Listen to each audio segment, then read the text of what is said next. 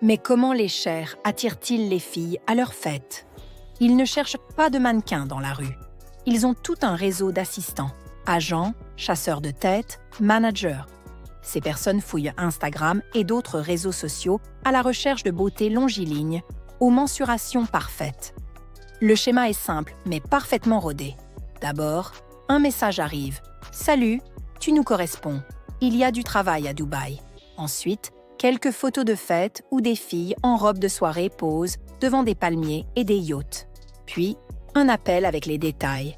Vol payé par le client, hébergement de luxe, aucune obligation, juste être belle. Pour beaucoup, cela semble être un billet pour le paradis. Maria Kowalczak est très probablement tombée dans ce piège. Mais elle n'est pas la première dont l'histoire est liée aux chers de Dubaï. En 2018, le mannequin russe Ekaterina Stetsiuk a sauté du 6e étage d'un hôtel à Dubaï pour échapper à un cher qui, selon elle, l'avait attaqué avec un couteau.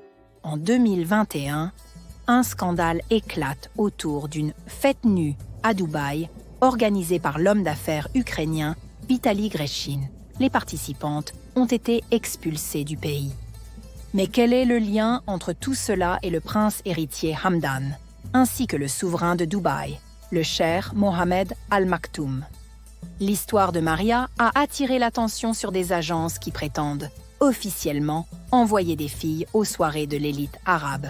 Selon les médias, Kowalczak aurait pu travailler avec une agence ukrainienne très connue, qui propose des postes à l'étranger, comme hôtesse, danseuse ou modèle d'image. L'agence envoie des jeunes filles en Norvège, en Suède, en France, en Chine et bien sûr aux Émirats arabes unis. Selon les agents, les plus belles sont soi-disant choisies pour des dîners avec des membres influents de l'élite du Golfe Persique et pour des soirées privées avec des personnalités haut placées de Dubaï et d'Abu Dhabi. L'employeur affirme qu'il n'y a aucun service intime, sauf si la fille est d'accord. Les seules conditions seraient bonne humeur, corps de mannequin, grande taille et maîtrise de l'anglais. Mais derrière ces mots flatteurs se cache souvent autre chose. C'est comme ça qu'on attire les filles, avec des promesses d'argent facile, de fêtes, avec des cheikhs et d'une vie de luxe. Les annonces mentionnent de grands noms. Cheikh Hamdan, Cheikh Mohammed, les princes d'Abu Dhabi.